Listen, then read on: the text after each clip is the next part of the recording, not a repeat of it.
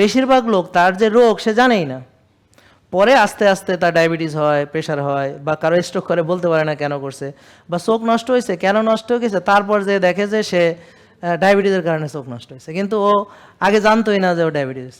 ব্যাপারটা বুঝতে পারছেন? এরকম হয়। তা আমরা আপনাদের জন্য একটু সবাইকে, আপনারা কাইন্ডলি, তোমরা বিশেষ করে যারা তরুণী আছো, সবাইকে বলতে হবে যে যারা আপনারা সুস্থ আছেন তারা এখানে আসবেন, কারণ আপনি এখনও রোগী হননি। এখন আপনি যদি আসেন তাহলে কি সুবিধা হবে ভাই? একজনের পা পচে যাইতেছে, আরেকজনের আঙ্গুল কেটে ফেলতে আছে, আরেকজনের ওই যে এক বোন বললো না ওর স্বামীর পা রিপিটেডলি পচে যাচ্ছে, এই যে চেয়ারম্যান সাহেবেরও তো পা দেখলেন না, হাঁটতে কষ্ট হচ্ছে, এদিকে পচে যাচ্ছে। আমার কথা বুঝতে পারছেন? কিন্তু ডাক্তাররা কি করবে, পরে কিন্তু পাটা কেটে ফেলে দিবে। ভাই বুঝতে পারছেন? এই পাটা বাঁচাইতে হবে, আপনার পা বাঁচানো এবার আমাদের সবার দায়িত্ব, কিন্তু আগে নিজের দায়িত্ব, নিজের মুখটাকে আমার করতে হবে।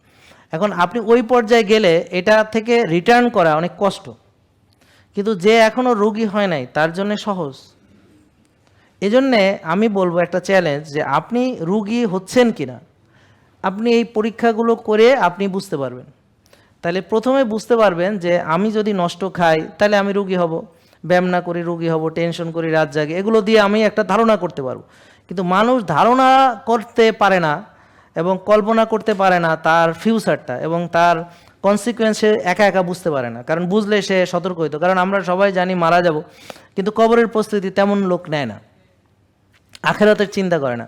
দুনিয়ার বিজনেস নিয়ে এসে যতটা ভাবে, আখেরাতের বিজনেস নিয়ে এসে অতটা ভাবে না, কবরের বিজনেস নিয়ে ভাবে না।